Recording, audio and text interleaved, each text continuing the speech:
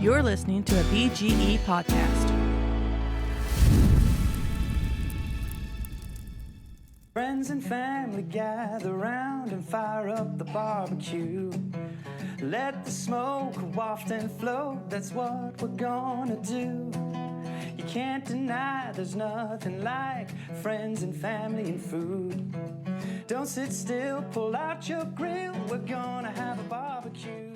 Have you ever thought about pairing pork chops or a pork loin with blackberries? That's what we're talking about today. Fire is burning, the world keeps turning. Don't worry what you gotta do. Cause if you're looking, you ain't cooking. Fire up the barbecue. Fire up the barbecue.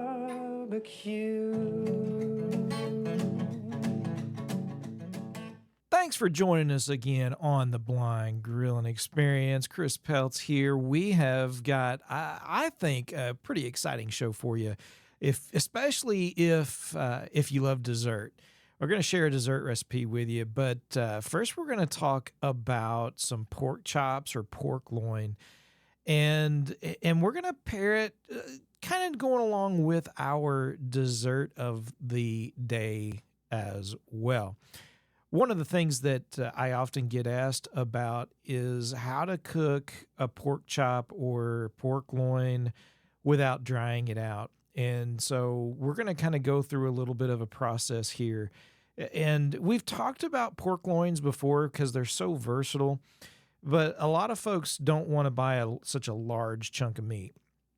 But I tell you, if you're willing to, right, I mean, you can do so much with it. And it really makes for not only great leftovers, but other types of dishes that you can do with it if you're willing just to, cook a whole pork loin.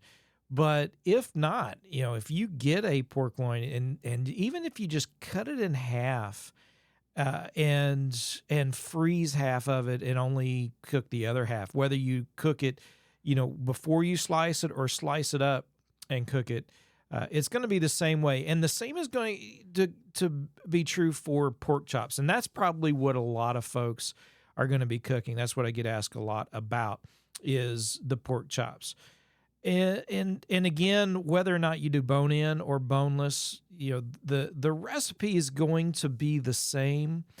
I will say this, though. Usually there's this huge debate with folks who are absolutely adamant that if you can cook a chunk of meat with a bone in, whether it's chicken wings, thighs, quarters, legs, whatever, or a pork chop or a T-bone, they want the bone in, right? And they're adamant about it. And then there are those who really, they would rather not have the bone, but they're not the connoisseur types, really. At least they don't usually claim to be. Because those who really want that bone in, they're adamant because they really have convinced themselves, and probably because there's a degree of truth to it, that it makes a difference when it comes to the flavor. Does it make enough of a difference, to say, oh, if you're going to do it right, you have to have it bone in? I don't know that I would go there. But, I've got a brother-in-law, for example, who if he's going to eat any chicken, it's got to be, bone in. He doesn't think it's worth, having anything boneless when it comes to chicken. And so, there are those folks that are out there. I know it. But when it comes to how you cook it, the method of which you use, it's going to be pretty much the same. And so I want to talk about pork chops and just a little bit of a flair to kind of put to it. And then we're going to get into a dessert as well, because I think these things paired together are going to be amazing. And I don't know if you guys follow the Barbecue Buddha on Instagram or on Facebook. I would highly recommend that you do so. He is phenomenal, not only for those who love food pictures. If you're sighted, you can see, or you're able to use magnification or something. I mean, he's the master when it comes to, taking food pictures. I mean, that's what he does. He just came out with a new cookbook as well for cooking on the big green egg. And he just, he does a phenomenal job. No doubt about it. And he had a post recently on pork chops because Lane's Barbecue has just put out from a fella down in Alabama, Bama Q or Bama, a line of rubs. He has his Smoky Sweet and his AP, Bama Smoky Sweet and Bama AP, which you can get on lanesbarbecue.com website.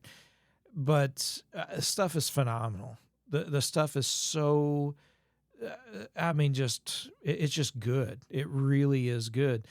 And, everyone's got their favorites for sure, but it's always good, I think, to try all these new things. I mean, we had Mikey K, come on and talk about his line of rubs from Fire Smoke Barbecue Company, and they're just they're killer. Oh man, they're just so good. But there's obviously lots of options. I mean, Cosmo has all his line of rubs that are out. So many people that are doing such an awesome job coming out with some amazing tasting rubs. I mean, Meat Church and all of these guys. What's awesome is they're just genuinely good guys, first of all, but they're passionate about what they're doing, their food, and about their seasoning, and it shows. It shows not only in their personality, but it shows in the rubs that you can get from them. But a couple that I've been messing with and trying out and following kind of what the Barbecue Buddha put out when it came to pork chops.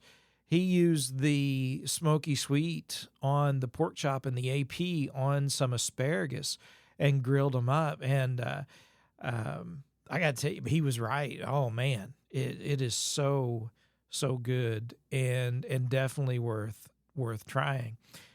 But when it comes to, really getting into the pork chop aspect of things, whether it's bone-in or boneless, or whether you just take a pork loin and you just slice it, the great thing about that is you can get the right thickness. You can get whatever thickness you want. You're not at the mercy of a store or maybe even a meat market that's already got them sliced.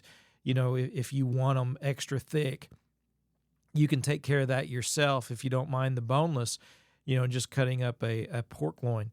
But if you get some good pork chops and you're ready to grill them up, we've been using the duck fat spray for a binder, which is, first of all, I've gone to this keto kind of thing, and while we're going to be talking about some things that aren't good when it comes to keto, because we're talking about sugar and we're going to be talking about carbs here in just a minute with dessert.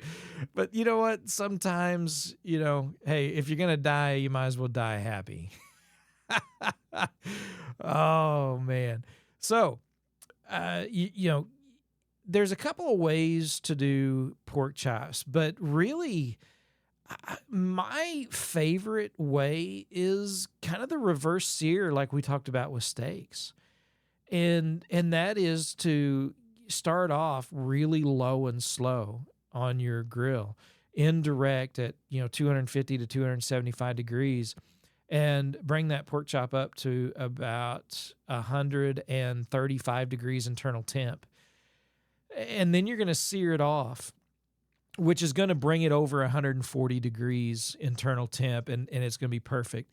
Usually the reason why pork chops are dried out, whether it's because you're cooking them in the oven, on the stovetop, or on a grill or smoker, is because you overcook them. And they dry out because they're, sitting at 160 degrees internal temp and all the moisture is gone, and they're just dry. And folks are like, yeah, pork chops are okay, but they're not their favorite. And generally that's why.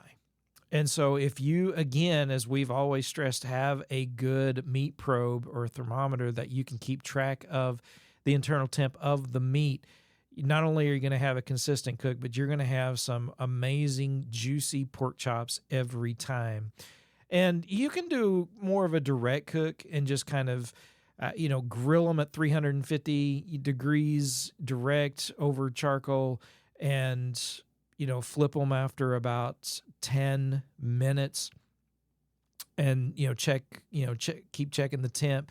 And you'll find, once you get to that 140 degrees internal temp, pull them off and let them rest for, just a couple of minutes, then they're going to be great. They're going to be juicy. They're going to be tender and flavorful. They're going to be awesome. Again, the problem most people run into is they overcook. But again, I really like the reverse sear, even when it comes to pork chops. I think it just really does a great job. And that sear, we talk about with steak, depending on the seasoning that you're using, it does more than just change the color. It's going to add a little bit of texture, and it's going to add a little bit of flavor.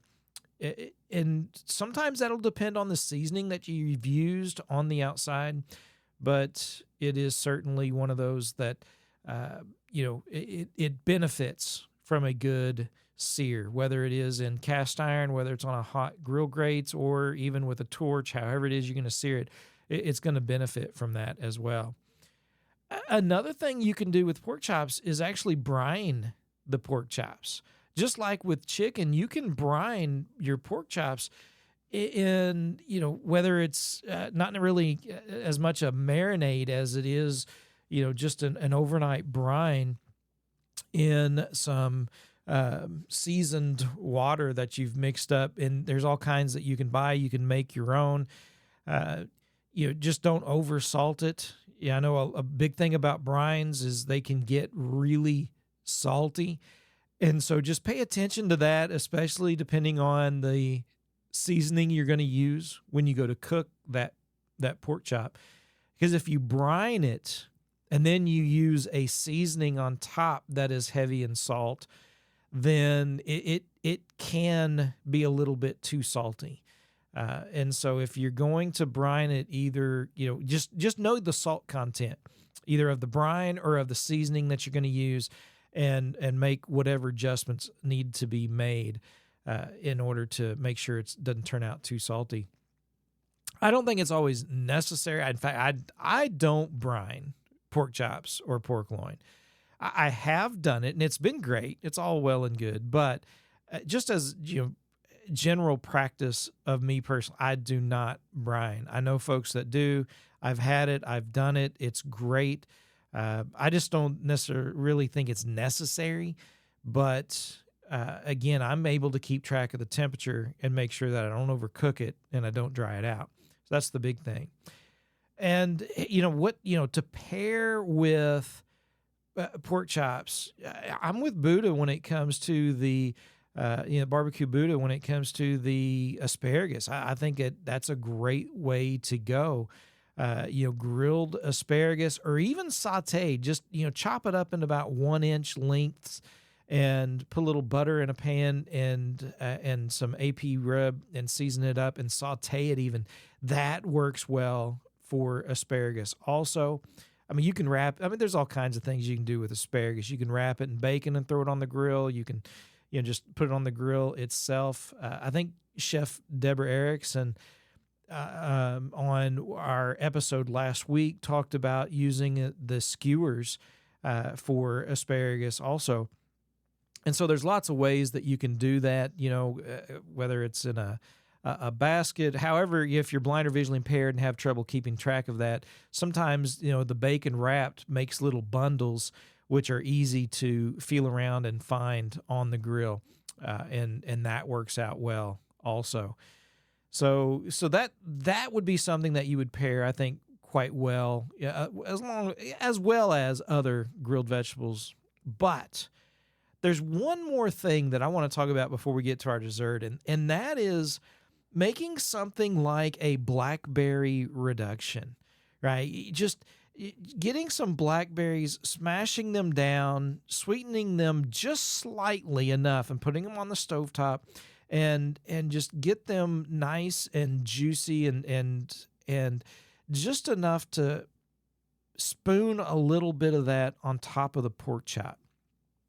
Sometimes the things that go well, I mean, a lot of people think about apples, sometimes even peaches, but I think blackberries get missed when it comes to topping things like pork, whether it's a pork chop or a pork loin or something like that. Blackberries are awesome for doing something like that. And so that is where I would say that's folks, that's money. That's money right there. It really is.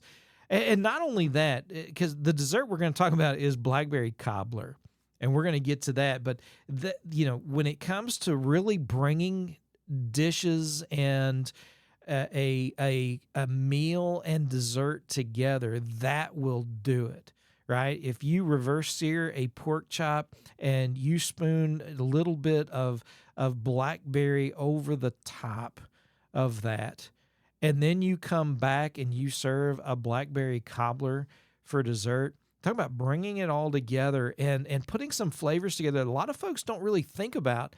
And yet, when they are together and they try them, they're just like, why didn't I think of that? Where has this been all of my life? Man, this stuff, it's going to be so good. You're going to thank me. I have absolutely no doubt that you would enjoy it. KickAshBasket.com. For all your grilling accessory needs, go to KickAshBasket.com. Use our link in the description of this podcast. Let them know that Blind Grilling sent you over there. Check out their heat-resistant gloves as well as their basket for charcoal management and making sure that airflow is good to keep the flame and the temperature you want. And, of course, that Kick Ash can for easy cleanup. Shake that ash and light that fire. Go to kickashbasket.com and enjoy what they've got for you. Hey, it's John Grimes from the Ambiguously Blind podcast. You are listening to the most interesting griller in the world, Chris Peltz, and the Blind Grilling Experience. All right, folks, let's talk now about blackberry cobbler.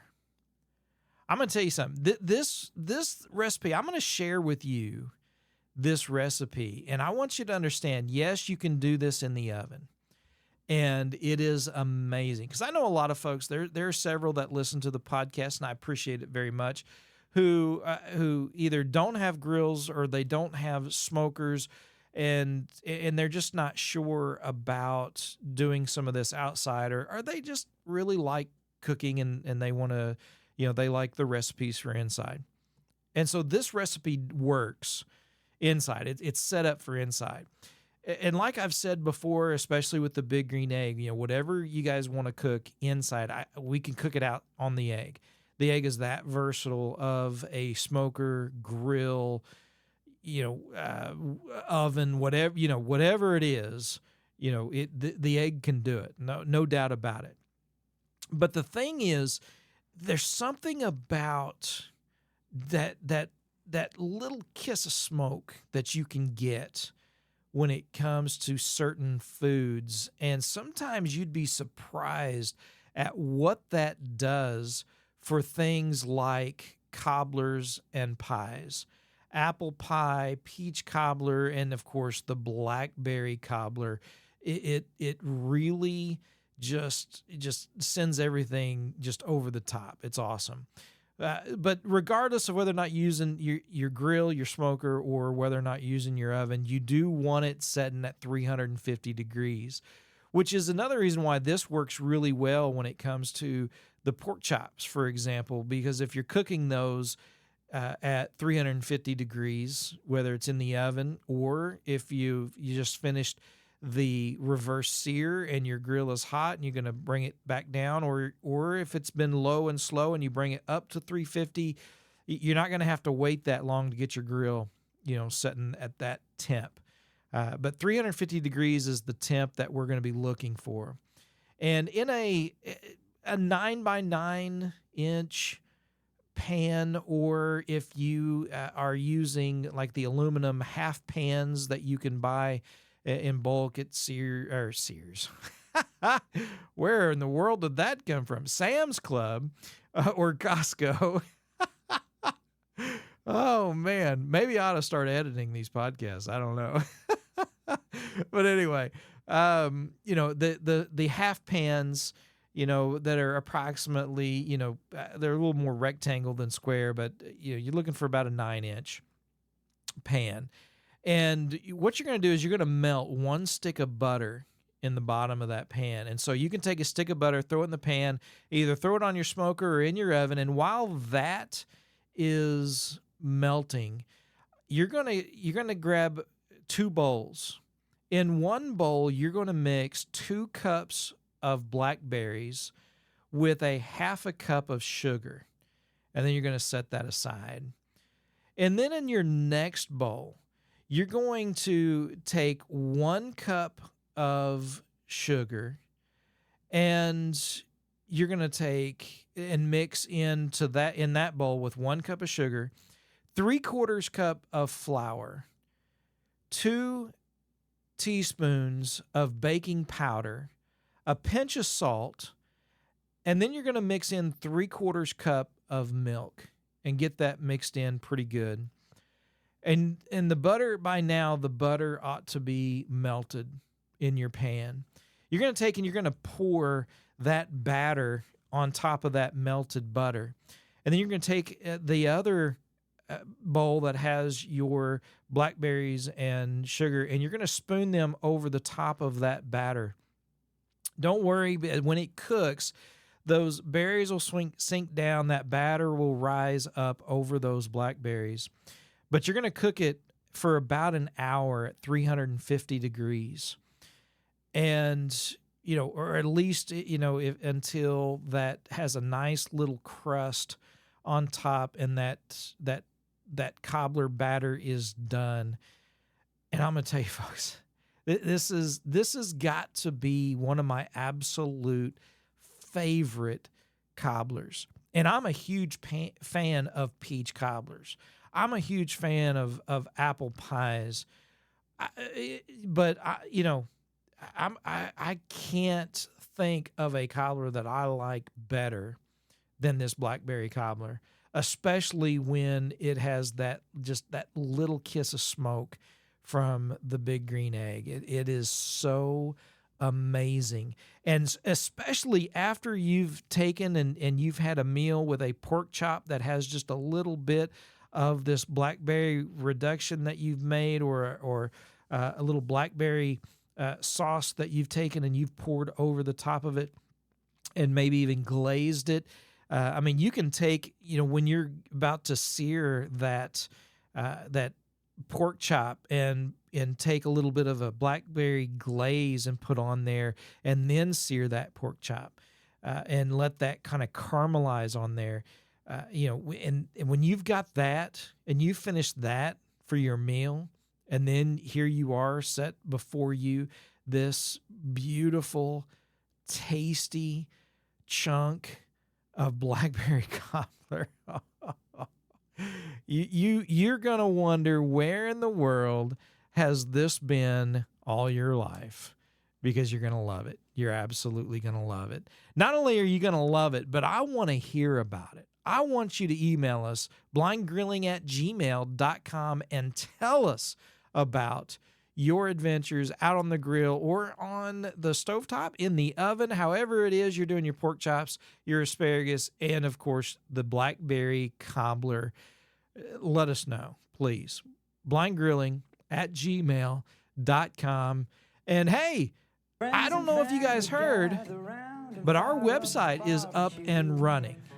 That's right. We've got some recipes already on our website. We'll be throwing up the blackberry cobbler on the website pretty soon as well. So go over to blindgrilling.com and check that out. And of course, as always, remember, folks, if you're looking, you ain't cooking. house.